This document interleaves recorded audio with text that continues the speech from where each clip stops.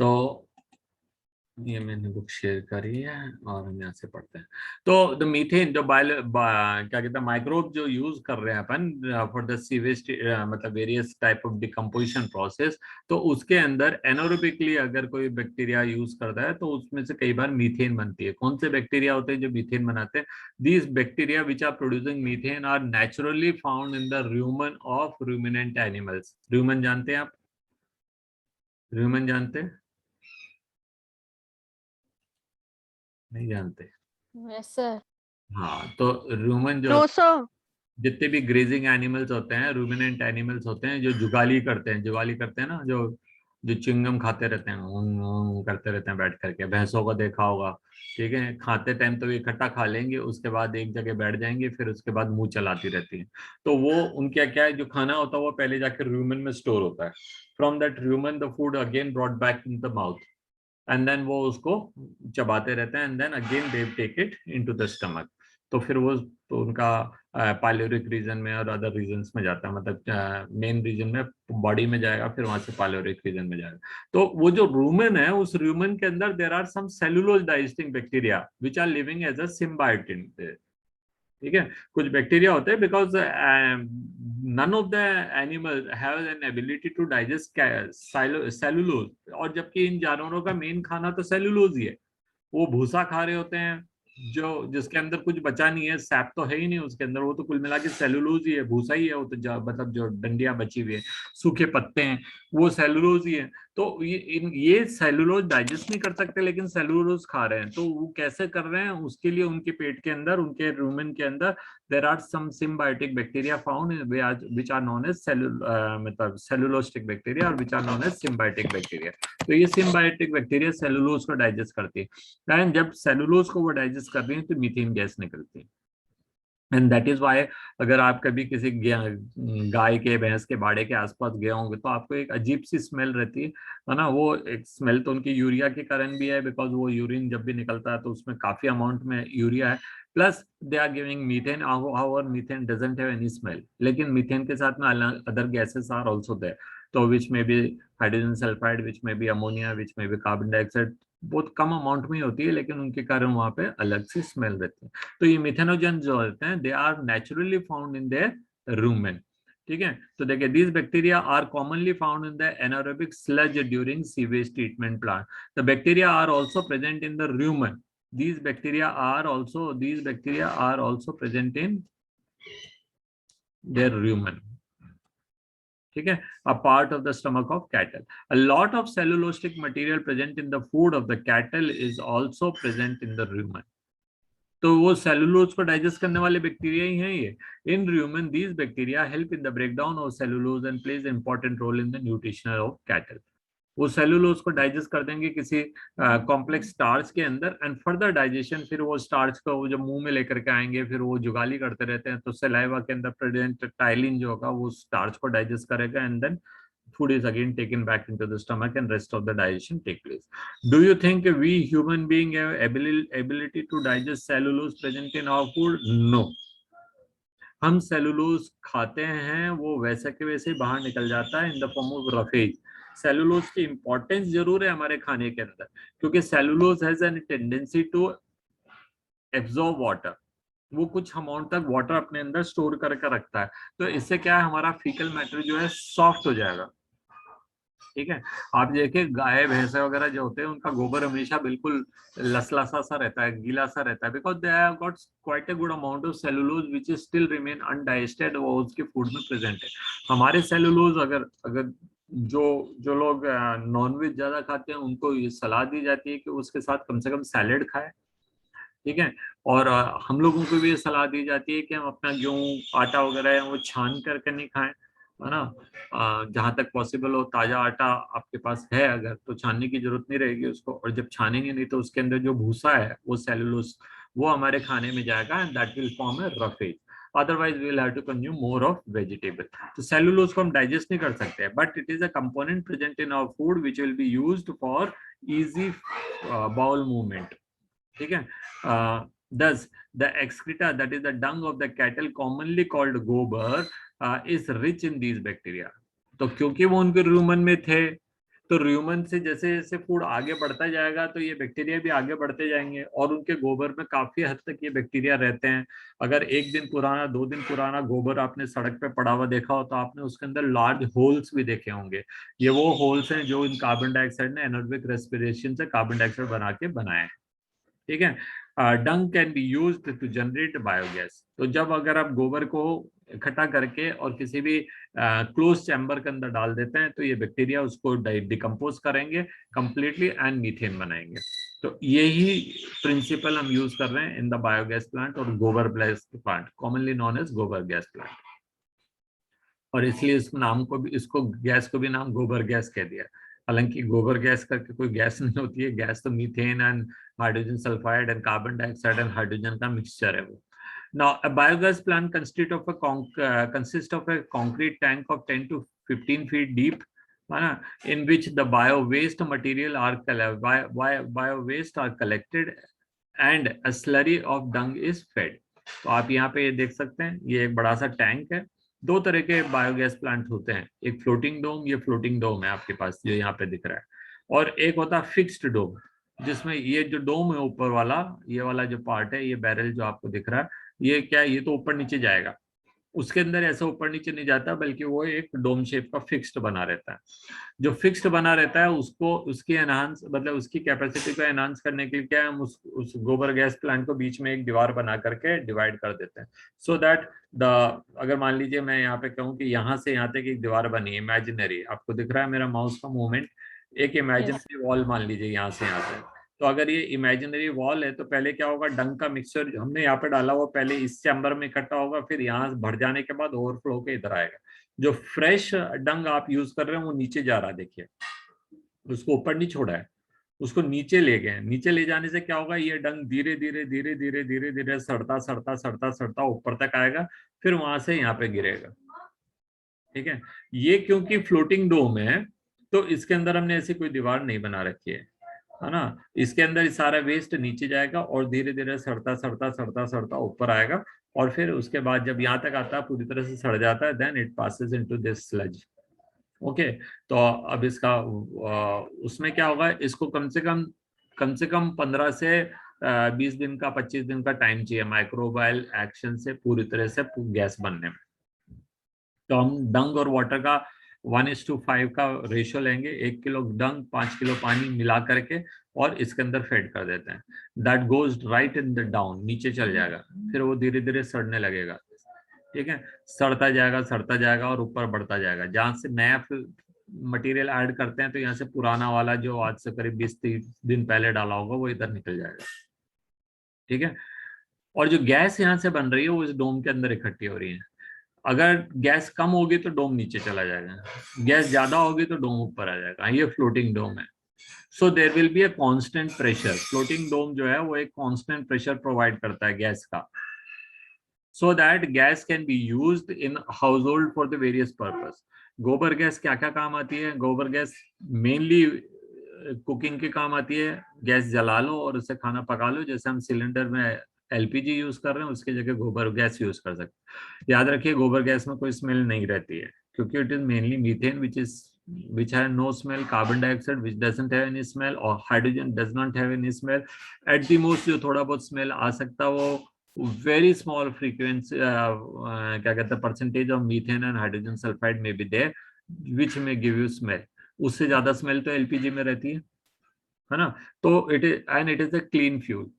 Efficiency जो है उसकी थोड़ी सी कम होगी, क्योंकि 75% के करीब मीथेन रहती है। कंबस्टिबल सब्सटेंस तो वही है, carbon dioxide is non combustible, hydrogen sulphide is not combusted, hydrogen is also not combusted. Very small frequency में क्या परसेंटेज में क्या कंबस्ट होगा वो, क्योंकि हाइड्रोजन को कंबस्ट होने के लिए जो कंडीशन चाहिए वो वहाँ पे अवेलेबल नहीं है किचन में। तो वो सारी चीजें हो गई। और ये जो गैस होंगी वो क्लीन गैस होगी। तो वो एक कंपैरिजन हम पढ़ लेंगे गोबर गैस का, अगर हम काउ डंग यूज कर रहे होते हैं और ये कर रहे हैं तो उससे क्या फायदा और क्या नुकसान है। ठीक है। तो हम प्रिंसिपली ये जो है गैस चलाने मतलब कुकिंग के लिए काम आ रहा है। इसके अलावा there are generators which are available which run on the gobar gas. There are pump water pumping sets available on the running on methane या गोबर गैस प्लांट। इसके अलावा लालटेन्स अवेलेबल हैं, लैंप्स। ठीक है, तो अगर किसी फार्मर ने अपने घर के अंदर अच्छा सा, मतलब जिसके पास 5 या 5 से ज्यादा कैटल है, तो वो एक गोबर गैस प्लांट अपने घर में बना सकता, लगा सकता है। पहले तो गवर्नमेंट उसके लिए सब्सिडी भी देती थी, आज देती है कि नहीं देती है मुझे पता नहीं है। ठीक है, अब तो करीब करीब सारी सब्सिडीज बंद हो गई हैं। अब कुल मिलाकर के गेहूं और चना ही मिलता है लोगों को, कुछ दालें वालें कुछ दूसरी चीजें मिलती हैं, अदरवाइज अदर सब्सिडीज जो है धीरे धीरे सारी बंद हो गई है। और खैर छोड़िए ना। तो जो गैस गोबर गैस प्लांट का सब्सिडी पहले सब्सिडाइज था, पहले गवर्नमेंट बना, मतलब हेल्प करती थी बनाने में, नो हाउ भी देती थी, टेक्नोलॉजी से शायद अब भी दे रही होगी, खादी ग्रामोद्योग डिपार्टमेंट है वो देता है ना। और कृषि का भी कोई डिपार्टमेंट ने नाम दे रखे हैं इनके यहाँ पे, ये दे रखा है देखिए, khadi and village industrial commission, और ये है एग्रीकल्चर रिसर्च इंस्टीट्यूट, है ना, इंडियन एग्रीकल्चर रिसर्च इंस्टीट्यूट। तो ये टेक्निकल नो हाउ भी देते हैं और ये पहले सब्सिडी भी देते थे। ठीक है, तो ये यहाँ से मतलब वो किसान को हेल्प मिल जाएगी जिसके घर में कम से कम 5 गायें या भैंसे हैं, या गाय भैंसों का नंबर है मिक्स, वो इतना गोबर बना देते हैं कि वो उसमें डाल सकते हैं रोजाना, and that can be sufficient to run one household total requirement. तो वो जो मीथेन बनेगी उससे वो एक जनरेटर चला ले, उस जनरेटर से वो पंप सेट चला ले, उस जनरेटर से अपने घर में लाइट चला ले, उस जनरेटर से अपने घर में एसी, नहीं कुछ ज्यादा हो गया, एसी वेसी ठीक है, हो सकता है अगर उसके पास ज्यादा एनिमल है और ज्यादा गैस बन रही है तो जनरेटर उसका लंबे टाइम तक काम कर सकता है, बड़ा पावर का ले सकता है, वो एसी भी चला ले। ठीक है, और अदरवाइज घर का गैस और बर्न मतलब कुकिंग रिक्वायरमेंट तो वो पूरी कर ही सकता है। Community gobar gas plant is a very good idea, where जहाँ 4-5 घर आसपास में हैं, उनके सारे गायों का जो गोबर है उसको जो है हम डायरेक्ट कर देते हैं नालियों से इनटू दिस, है ना। तो वो एक कम्युनिटी में 4-5 घरों ने मिल करके लगाया होता है और पाइपलाइन से गैसेस उन सब घर में पहुंच जाती है, क्योंकि प्रेशर इक्वल अमाउंट में जाएगा। ऐसा तो है नहीं कि पहले घर में ज्यादा गैस गई दूसरे में नहीं, गैसेस एंड लिक्विड अपना प्रेशर मेंटेन कर लेते हैं। ठीक है, तो उससे कोई फर्क नहीं पड़ेगा, क्लोज पाइप के अंदर हमेशा प्रेशर इक्वल ही रहेगा। सो उनको बराबर अमाउंट में गैस मिलती है। फायदा क्या है गोबर गैस का ओवर दी काउडंग? जब काउडंग यूज करते हैं, आप जानते हैं ज्यादातर गाँव में जो है काउडंग यूज करते हैं, this reason they can't use cow dung, वो तो सब गीले हो जाते हैं। ठीक है, then they have to burn paper and they have to burn other things, और नहीं तो उनको काउडंग जो है घर के अंदर स्टोर कर रखना पड़ेगा ड्राई। और वही हुआ था जब सरकारों ने जो है 12,000 रुपए दिए थे घर में टॉयलेट बनाने के लिए, तो लोगों ने टॉयलेट बनाए लेकिन उसके अंदर गोबर कंडे भर दिए, क्योंकि दे डोंट हैव वाटर, इतना पानी नहीं है कि वो और टैंक लगाए, इतना पानी नहीं है कि उस पानी को फ्लश करने के काम में ले सकें। तो उन्होंने यही करना है और क्या करना है। गांव में कोई पानी की सप्लाई तो हो नहीं रही है, जब होगी तब वो सोच लेंगे वो करने के लिए। तो पहली बात डाउन जो होती है वो उसको आपको मतलब मेहनत ज्यादा लगती है, पहले उसको लाओ बनाओ सुखाओ, है ना, और स्टोर करो। गोबर गैस के अंदर ये सारा झंझट खत्म हो गया, आपका सिर्फ डंक को लाना है, टैंक में डालना है, पानी डालना है, and there is a mixing paddle, उससे मिक्स किया, फेड किया, बस काम खत्म हो गया। मे बी हार्डली इट में टेक 5 to 7 मिनट्स, इससे ज्यादा नहीं लगेगा। ठीक है, और दूसरी बात जो डंक को जलाने में, मतलब जो वो काउडंग केक है जिसको थेपला कह दो या जो भी कुछ कहना चाहो आप कह दीजिए, वो जो है उसको जलाने के लिए काफी मेहनत लगती है। गोबर गैस जो है वो इंस्टेंटली बर्न हो जाता है, एक हाईली इग्नाइटेबल है और वो इन्फ्लेमेबल है, तो वो फट से जल जाती है। तीसरी बात, कैलोरीफिक वैल्यू गोबर गैस जो कंडा है उसकी केवल 18 किलो जूल्स के करीब है, 7 to 18 kilo joule depending on the कितना ड्राई है और कितना कंटेंट है उसके अंदर। जबकि गोबर गैस का जो होता है वो आपको मालूम है 58 किलो जूल्स के करीब रहता है मीथेन का पर किलोग्राम, तो वो काफी हाई है ना। वो बर्तन काले करेगा, ये नहीं करेगा, वो जलाने में ज्यादा प्रॉब्लम होगी, इसमें नहीं होगी। वो स्मोक प्रोड्यूस करेगा, ये नहीं करेगा। वो बर्तन क्या कहते हैं एशेस छोड़ेगा बाद में, यहाँ पे कोई ऐश नहीं छोड़ते। And the most important advantage जो है कि गोबर गैस को आप मतलब गोबर को अगर आप जला देंगे तो आपके पास ऐश बचेगी, उसमें से मेन कंटेंट तो गया आपका ऑर्गेनिक, अब जो बचा है उसके अंदर इनऑर्गेनिक वेस्ट बचा है, जिसको आप खेतों में डालोगे तो कोई ज्यादा फायदा नहीं हो रहा है। जबकि आप अगर गोबर गैस प्लांट यूज कर रहे हैं तो उनमें से केवल कुछ गैसेस गई हैं, some amount of cellulose is being used, other organic matter is still there and inorganic matter are all there. तो वो जो है स्लज के फॉर्म में प्रेजेंट है, जिसको हम जो है फर्टिलाइजर या मैन्योर की जगह फील्ड में यूज कर सकते हैं। It will increase the water holding capacity, texture of soil will be increased and nutrient requirement will also increase। तो ये आपको मतलब ये क्या है, सांप भी मर गया लाठी भी नहीं टूटी वाली बात है कि जलाने के लिए गैस भी मिल गई है, घर को रोशन कर लो आप उससे, खाना पका लो आप उससे, पंप सेट चला लो आप उससे, है ना, या क्या कहते हैं जनरेटर चला लो, जो भी करना चाहें वो कर लीजिए। And along with that you are getting even slurry which can be used for fields. ठीक है, तो इसके फायदे बहुत हैं, लेकिन इतने सारे फायदे होते हुए भी पूरे अगर आप इंडिया में काउंट करेंगे तो कुछ हजार गोबर गैस प्लांट होंगे और उनमें से वर्किंग और भी कम होंगे।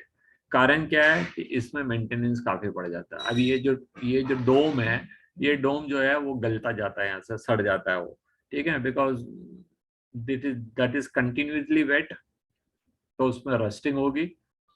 ठीक है, अब वो कोई स्टील का तो डोम बनाने से रहा, एल्यूमिनियम भी बहुत महंगा है ना, तो ये चीजें तो उनको पेंट वेंट करके बचा सकते हैं, बस इतना ही है। दूसरी बात, पीपल ऑलवेज थिंक यार यहाँ गंदगी वहाँ गंदगी, जबकि ये तो बहुत साफ मेथड है। इसके कारण तो आपका घर और आपका आसपास का इलाका पूरा साफ सुथरा रहेगा। अगर किसी के पास में मतलब वो वेल स्टेब्लिश जगह है, उसके पास में शेड है, काउडंग शेड, तो वहां से वो आराम से नाली बना सकता है, अंडर पाइपलाइन से ही चला जाएगा सारा वेस्ट वहां पे। They need not to do too much of work. But फिर भी इंडिया तो इंडिया ही है ना। तो ये कारण है कि ये जो है बहुत पॉपुलराइज नहीं हुए। तो टैंक के बारे में बताया, मतलब बस फटाफट फटाफट पढ़ा देता हूँ। The biogas plant consist of a tank of 10 to 15 feet deep and in which the bio waste are collected in as a slurry and slurry of dung and fed। तो इसके अंदर फेड कर देंगे यहाँ पे। and a floating cover produced sorry placed over the slurry which keeps on rising as the gas produced in the tank due to microbial activity। तो अगर ज्यादा गैस बन जाएगी ऊपर चल जाएगा, गैस कम हो जाएगी, कंजम्पशन आपने बर्न कर दिया, यूज कर लिया, तो वो वापस नीचे आ जाएगा, फिर नया आ जाएगा, बढ़ जाएगा। ठीक है, तो कांस्टेंट प्रेशर मिलेगा आपको। The biogas plant has an outlet, ये आउटलेट है, ठीक है, which is connected to a pipe to supply biogas to the nearby house. ये वाला पाइप की बात कर रहा हूँ, ऊपर वाला आउटलेट की। And the spend slurry is removed through another outlet, वो ये वाला है, ठीक है, which may be used as fertilizer, not fertilizer, manure। Cattle during dung available in large quantities in the rural areas where the cattle are used for a variety of purpose, so the biogas plant are more after build in the rural areas. Naturally city में तो बनाने, city में हम sewage से बना सकते हैं, ठीक है, पर सीवेज हमारे पास तो आएगा नहीं, सीवेज तो सरकारी हो गया, जो भी सारा पानी गया, तो गवर्नमेंट इनके लिए बनाती है कई बार सीवेज ट्रीटमेंट प्लांट। अभी अपन ने पढ़ा वहां पे सब जगह मीथेन बनती है, इनफ बनती है, वो उस पूरे प्लांट को रन करने के काम आ सकती है, डिपेंड करता है कितना करेंगे। तो अब ये क्या है, the biogas can produce biogas this produce can be used in cooking and lightning, but now उसके एप्लीकेशन ज्यादा है। The picture of the biogas plant is there, ये पिक्चर ऑफन आ जाती है एग्जाम में, 2 मार्क 3 मार्क का, इसलिए इसको प्रैक्टिस कर लीजिए। और बाकी मैंने आपको बता ही दिया कि भारत में जो है इसके बारे में टेक्निकल नॉलेज कौन दे रहा है। The technology of biogas production was developed by India mainly due to the effort of the Indian agriculture research institute and the Khadi and village industrial commission.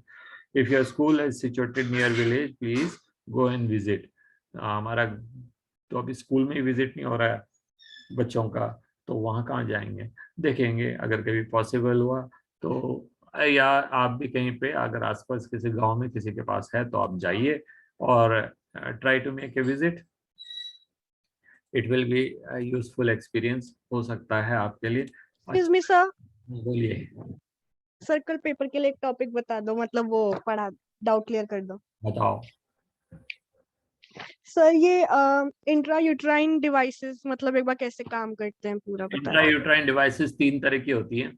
ये छोटी सी डिवाइस होती है टी शेप की, ठीक है, टी शेप की device है। और इसको जो है एक छोटे से किसी इंस्ट्रूमेंट से जो है यूट्रस के अंदर प्लेस कर देंगे। फोल्डेबल होती है वो, एक्चुअली जो जो टी होता है उसका वो ऐसे मुड़ जाता है, ठीक है। जैसे इसको छोड़ेंगे तो वो खींच के वापस इधर आ जाएगा, स्प्रिंग जैसा काम करता है वो।